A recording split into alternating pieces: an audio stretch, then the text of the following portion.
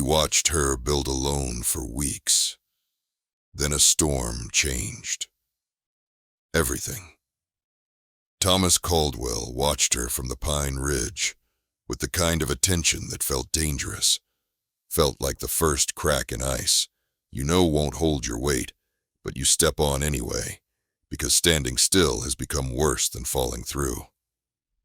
The woman below dragged timber twice her size across frozen ground that crunched with each step, and she worked alone in a landscape so vast and empty, it made loneliness look like a physical thing, like something with weight you could measure in miles or heartbeats. He'd ridden past this spot every morning for 2 weeks, always at dawn when the light was still gray and uncertain, and every morning his chest tightened with something he'd buried alongside his wife 2 years ago. Buried so deep, he'd thought it was gone forever. But apparently, grief was like permafrost. Things frozen in it never really disappeared, just waited until something thawed them enough to claw back to the surface.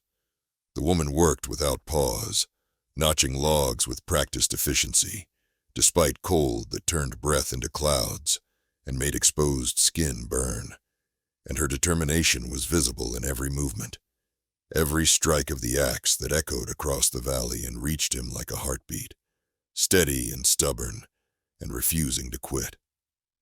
If you love stories about second chances and broken people finding the courage to build something new from the ruins of what they lost, hit that like button and subscribe, because what happens next will show you that sometimes the bravest thing you can do is let someone help you carry the weight you've been carrying alone.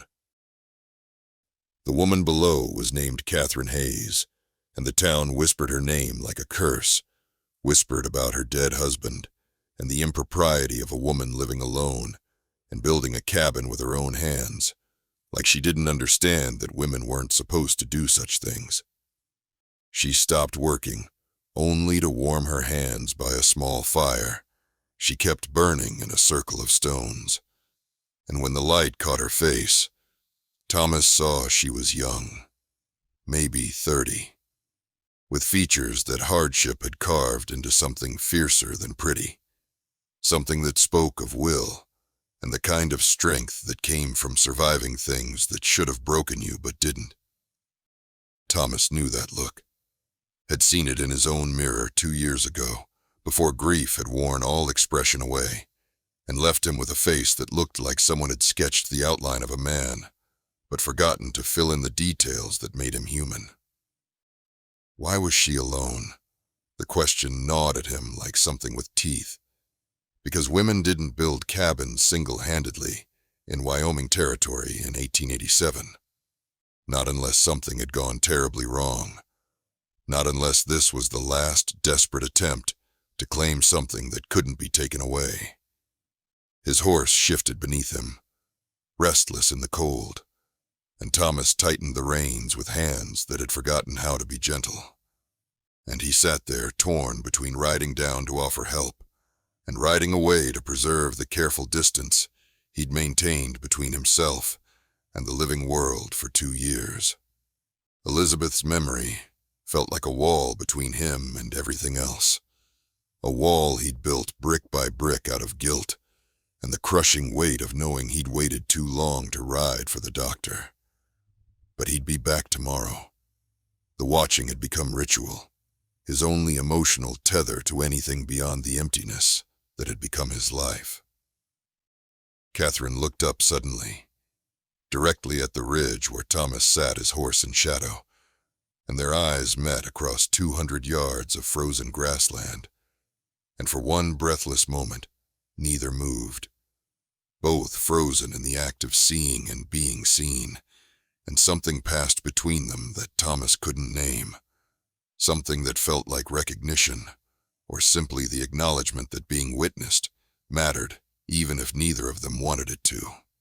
Then Thomas pulled his horse back into shadow and disappeared into the pines, and Catherine returned to her work, but her hands shook slightly, shook from cold or exhaustion, or the strange, unsettling feeling of being watched by someone who looked at her like she was a person instead of a scandal. 3 days later, the storm came rolling down from the mountains like something alive and hungry. Came with clouds so dark they turned afternoon into twilight and wind that made the half-built cabin look fragile as kindling. And Catherine hammered canvas over exposed walls, with hands already numb and movements growing desperate because she was losing the race against weather that didn't negotiate. The snow began falling in fat flakes that promised a long night, and wind tore at the tarp, and panic edged into her movements, because if the walls came down, she'd lose weeks of work, and maybe her life, because winter in Wyoming didn't give second chances. Hoofbeats. The sound cut through wind, and Catherine spun, reaching for the rifle she kept propped against the cabin frame, and a man emerged from the white curtain of snow, the watcher from the ridge, leading a pack horse loaded with supplies. He dismounted without asking permission and began unloading nails and rope and heavy canvas, unloading with the efficiency of someone who understood storms and survival. Catherine raised the rifle, sighted down the barrel at his chest, and said, "I don't need charity." And her voice came out harder than she felt, because accepting help meant owing someone, and she'd learned that lesson too well to forget it now. His voice was rough from disuse, and he said, "Neighborly sense. Storm will rip that canvas clean off by midnight." And he didn't look at her when he said it, just kept working. "And what's your price, neighbor?" Catherine said, and the question hung between them sharp and necessary, because in her experience, men always had prices. He looked at her then, really looked, and she saw something in his eyes that made her finger ease off the trigger. Saw loneliness so deep it recognized itself in her own isolation.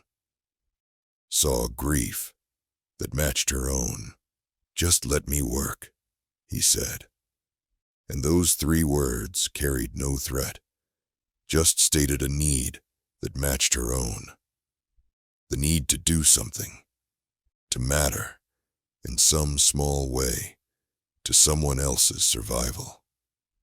She lowered the rifle, but kept it close, and they worked in tense silence as the storm built around them, built from weather event into something biblical that transformed the world into white chaos. He moved with quiet competence, securing tarps with knots that would hold, reinforcing weak points she'd missed, because exhaustion made you stupid, and snow accumulated on his hat brim and shoulders, and he didn't speak again, just worked with focused intensity. By full dark, the cabin was battened down, groaning, but holding against wind that screamed like something dying, and he tied off the last rope and walked to his horse without a word. Walked through snow already knee-deep, and Catherine called out, "Wait!" And the word surprised her as much as it surprised him. He turned, snow settling on his shoulders, and Catherine said, "Who are you? Because if you were going to owe someone, you at least deserved to know their name." "Thomas Caldwell," he said, and the name meant something. Meant the successful rancher who everyone respected. Meant the widower who'd buried his wife and child, and had walked through the world like a ghost ever since. "Thank you, Mr. Caldwell," Catherine said, and he nodded once and rode into the blizzard, and Catherine stood in her partially protected cabin, listening to the storm rage and feeling confused by the stranger who'd helped without asking for anything, and she whispered to the empty space, "Why would you help me? Nobody helps me." At his ranch, Thomas unsaddled his horse with numb fingers, and his foreman, Silas, watched from the barn door and said, "Boss, you almost smiled just now. And it was true, though Thomas hadn't realized it until Silas said it out loud. He'd spoken more words to that woman than he'd spoken to anyone in 6 months, had moved with purpose instead of mechanical efficiency, had felt something in his chest that might have been the first stirring of something he'd thought was dead forever. Sunday morning at Silver Creek Church was cold in more ways than one, cold with the particular chill that came from righteous judgment and social hierarchy.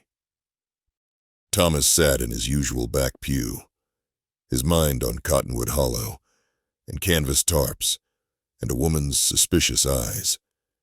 And when Catherine Hayes entered late, the congregation noticed, 40 heads turning as one, and whispers rippled through the church carrying scandal and judgment.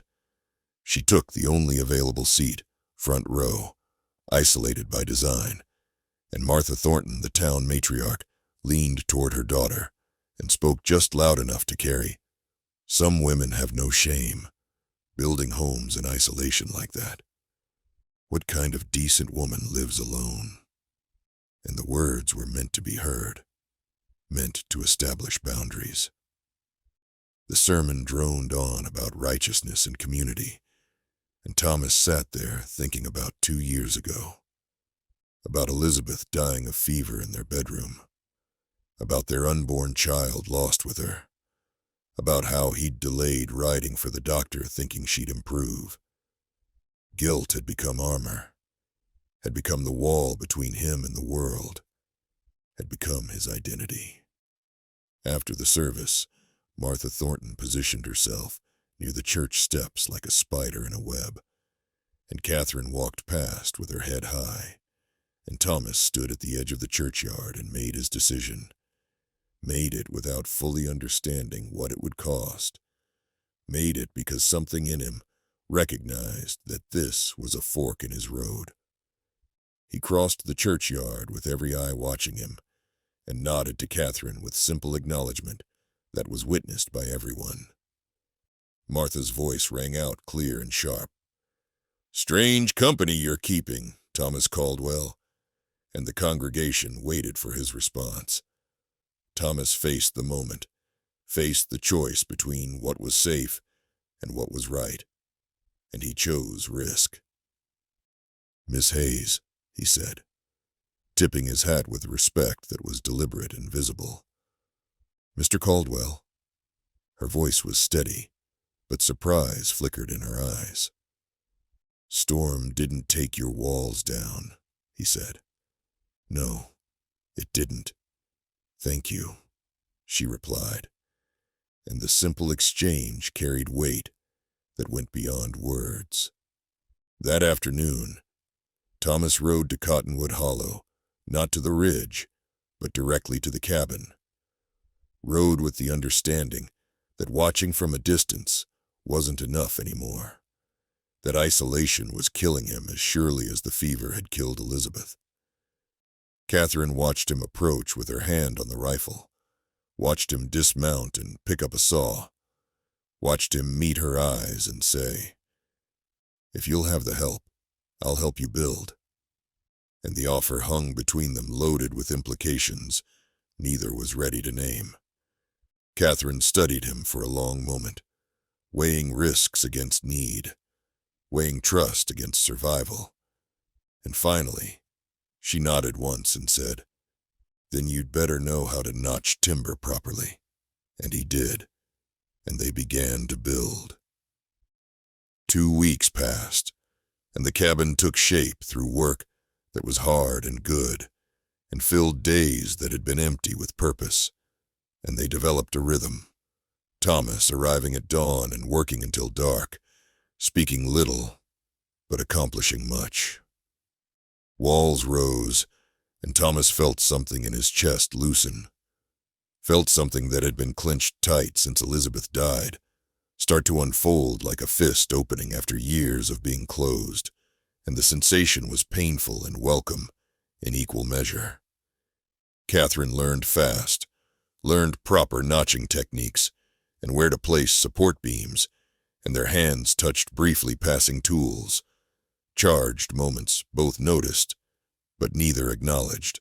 Evening meals by firelight became ritual, and conversations remained sparse, but were filled with meaning. "Your husband built before?" Thomas asked one night. "Daniel?" "No, he was a ranch hand. Died in a range dispute last year." Catherine's voice was matter-of-fact, but carried undercurrents of grief and anger. "Town blamed him as a troublemaker. I inherited the shame," she said, and the bitterness explained everything. Thomas nodded, understanding more than she'd said, because small towns operated on narrative, and once a narrative was established, it became truth, regardless of what had actually happened. "Town's good at blame," he said quietly, and those 4 words carried his own experience. The next morning they discovered half of Catherine's timber pile had been stolen overnight, winter wood she couldn't afford to lose. "I'll find it," Thomas said, and his voice had gone cold and flat.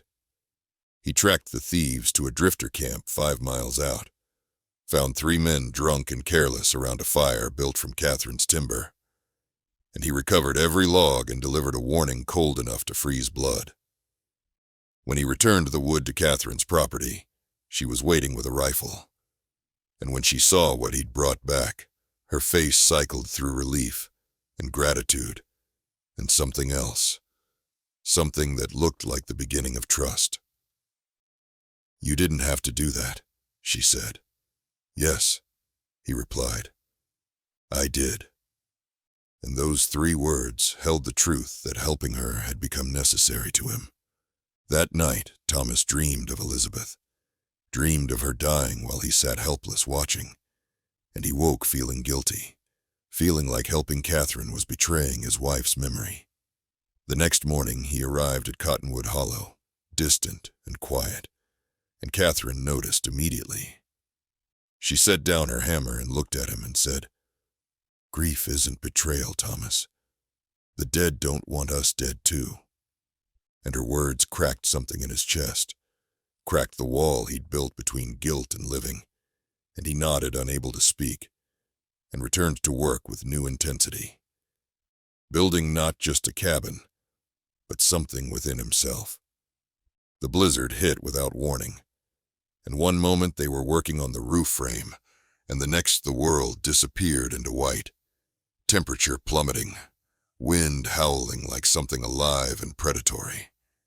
They sealed themselves in the half-finished cabin with canvas walls and gaps in the roof, and the storm raged for 2 days while they huddled inside, sharing body heat and the single wool blanket by the stove, and proximity forced vulnerability neither had planned for.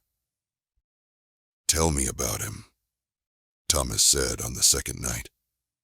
"Your husband." Catherine was quiet for a long moment, and then said, "Daniel was flawed, quick temper, poor judgment sometimes, but kind. He loved me in his way. I loved him, but he's gone. I'm still here, still living. No idealization, just truth. Your wife?" Thomas stared into the flames and finally said, "Elizabeth. Fever took her and our baby 2 years back. I waited too long to ride for the doctor. Thought she'd improve. I watched her die. I've been watching life ever since. Watching you build. Watching from that ridge. Because maybe I'm only good at watching. Only good at being a ghost instead of a person." Catherine turned to face him and said, "Then stop watching and start living." And the words hung between them like a dare or an invitation to choose differently. Thomas looked at her, really looked, and saw someone as broken and brave as himself. Saw someone who understood that surviving wasn't the same as living, but was trying to bridge that gap 1 log at a time. And he kissed her, tentative and terrified and real.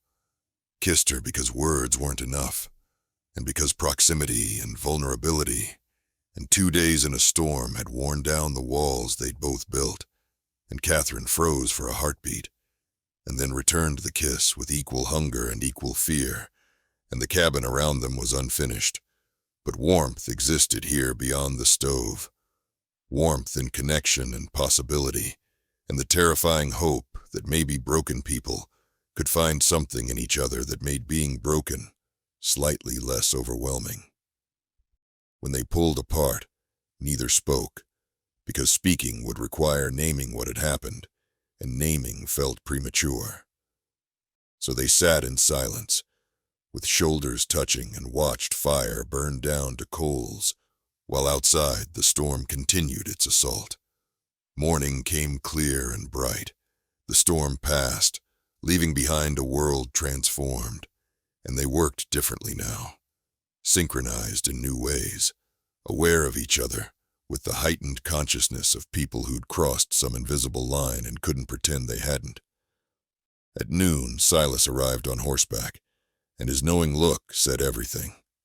"Boss, town's talking. Martha Thornton's got her claws out." And Thomas's stomach sank because his horse had been spotted at Catherine's property overnight, and innocent explanations wouldn't matter to people hungry for scandal. "Let them talk," Catherine said firmly. But Thomas's silence spoke louder than her defiance. The town council convened publicly 1 week later in the town square, orchestrated by Martha Thornton, who understood that social control required spectacle. Thomas stood surrounded by familiar faces, now cold with judgment, and Martha's voice rang clear. "We're concerned, Thomas, about your association with certain individuals. This community has standards." "Catherine Hayes is a respectable widow," Thomas said, but his voice lacked conviction. "I'm helping a neighbor," he added, but even as he said it, he knew it wasn't enough. "Helping?" Clayton Prescott laughed, Clayton who'd wanted Catherine's land since Daniel died. "Is that what we're calling it?" And Thomas felt the weight of 2 years of respectability pressing down, felt the comfort of acceptance, and he hesitated, searched for stronger words and couldn't find them, and in that hesitation, everything crumbled. Catherine stood 30 feet away, half hidden by the mercantile doorway, and she heard him choose their approval over defending her, heard him prove that he was like everyone else, and without a word, she mounted her horse and rode away. Thomas saw her go, recognized his failure in the straight line of her back and the way she didn't look back, felt something die inside him that had just started to live again. He tried to follow, but Catherine refused to see him, spoke through the cabin door with a voice flat and dead. "You chose their approval. I chose myself. We're done, Thomas. Leave." And the words were final and deserved. That afternoon, Clayton Prescott filed a legal claim against Catherine's property, citing incomplete residence and Daniel's unpaid debts, and the deadline was 2 weeks. Finish the cabin and prove occupancy, or lose the land. At his ranch, Thomas sat alone with a whiskey bottle and crushing guilt while Silas watched. "You spent 2 years dead, boss," Silas said quietly. "She woke you up. Now you're choosing the grave again." 10 days passed, and Catherine worked alone, worked injured from a saw slip, worked with exhaustion, carving shadows under her eyes, and the cabin remained incomplete. Thomas spiraled, worked his ranch with mechanical efficiency, and drank too much, and felt nothing. Felt the comfortable numbness of grief returning to wrap around him like a familiar coat. Silas tried again over breakfast. "Elizabeth would be ashamed of you right now, not for moving on, for giving up." And the words landed like a physical blow.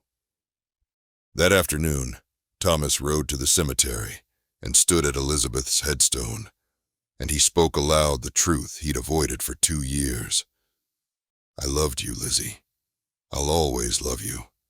But I'm still alive, and I've been choosing wrong, choosing fear, choosing death. She makes me feel alive, and I think you'd want that for me. He touched the cold stone and felt permission granted to himself, from himself. Felt the understanding that honoring Elizabeth meant living fully, not dying slowly. He rode straight to town and found the counsel in the saloon and slammed Clayton's fraudulent papers on the bar. This claim is built on lies. Daniel Hayes's debts were paid. I have the receipts. Clayton wants her land, not justice. Martha Thornton rose and said, "This isn't about land, Thomas. It's about decency."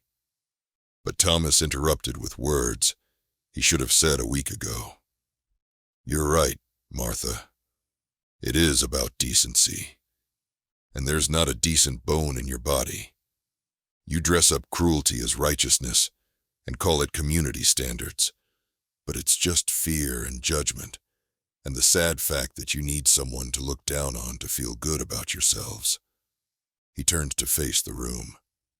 "Catherine Hayes is worth 10 of you. She's braver, kinder, stronger than anyone in this room. You want to judge her? Judge me alongside her, because I stand with Catherine Hayes, and if that costs me your approval, then your approval was never worth having." The room divided before his eyes. Martha's faction remained hostile, but others shifted, and Silas stepped forward first. "I'll help finish that cabin," and the blacksmith said, "Me too." And others joined, not everyone, but enough.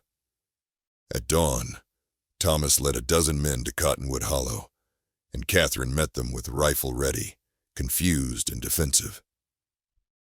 Thomas dismounted and met her eyes and said, "I was a coward at that meeting. I chose wrong. I'm here now, all of us. Let us help you build." And he waited to see if apology and action were enough to repair what cowardice had broken. Catherine looked at him and at the men behind him, and she weighed trust against fear, weighed hope against experience. And finally she nodded once and said, "Then pick up a hammer." And those 4 words meant forgiveness, or at least the beginning of it. 3 days of coordinated work transformed Cottonwood Hollow into something complete and solid and real. And the community that showed up was the people who chose courage over comfort. Walls rose through collective effort, and the roof secured and the door hung and floor laid, and the cabin became home instead of shelter, became proof that determination and help and stubbornness could build something that lasted. On the 3rd afternoon, Clayton Prescott arrived with 4 hired men, arrived with papers and a gun, and he announced, "This property's under dispute. You're all trespassing." And the work stopped, men reaching for tools that could become weapons. Thomas stepped forward with Silas beside him and said, "The only trespasser here is you, Clayton. Turn around and ride out while you still can." But before violence could erupt, Catherine walked through the line of defenders with deed in hand and faced Clayton directly. "This is my home," she said, voice steady as stone. "I'm not leaving, and you're trespassing on my property." And the completed cabin stood behind her, stood as proof of residence and determination and community support. And the sheriff who'd been watching from his horse finally spoke. "She's right, Clayton. Council reviewed your claim yesterday. Denied. You've got no business here." Clayton looked at the unified faces around him and saw he'd lost, and his face twisted with humiliation, but he mounted his horse and said, "This isn't over." And Thomas replied quietly, "Yes, it is." And Clayton rode away. The helpers departed as evening fell, leaving Catherine and Thomas alone in the cabin that glowed with lantern light and smelled of fresh-cut wood and felt enormous with possibility. "I don't know how to do this," Thomas said. "I'm still scared of caring, still scared of losing someone again."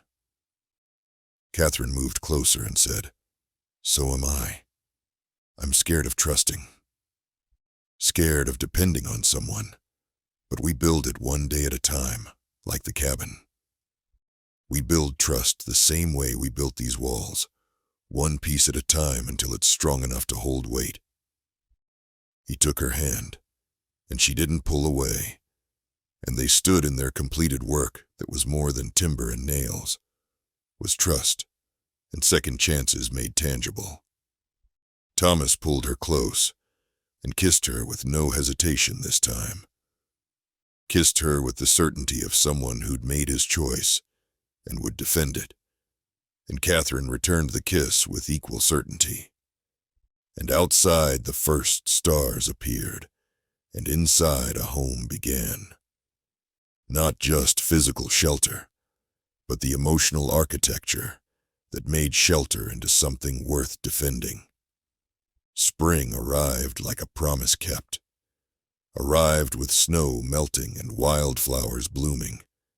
And Catherine stood at the cabin door at dawn, holding coffee, and looking out at land that was hers, by deed and by right. 3 months had passed since the cabin's completion. 3 months of building life instead of just building structure. The cabin had evolved with a small corral built for Thomas's horses and curtains in the windows, and a garden planted. And Silas and the ranch hands came for Sunday supper now, finding family forming around the couple who'd defied town judgment and built something real from the ruins of what they'd lost. That morning they walked to church together, Catherine's hand in Thomas's, both ready to face whatever came. And some glares remained, but younger families greeted them warmly, and acceptance grew, because courage was contagious.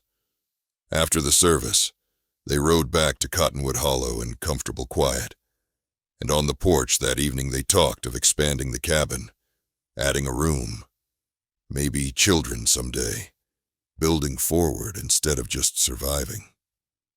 "You ever regret it?" Thomas asked. "The hard way? Fighting instead of leaving?" Catherine smiled. Smiled with the particular satisfaction of someone who'd won battles they'd been told they'd lose, and she said, "Every good thing worth having comes the hard way. Nothing easy ever mattered much." And she watched him work the corral in fading light, watched the man who'd been a ghost learn to live again. And he looked up and caught her watching and smiled. Smiled with the rare, genuine expression of someone who'd found something worth smiling about.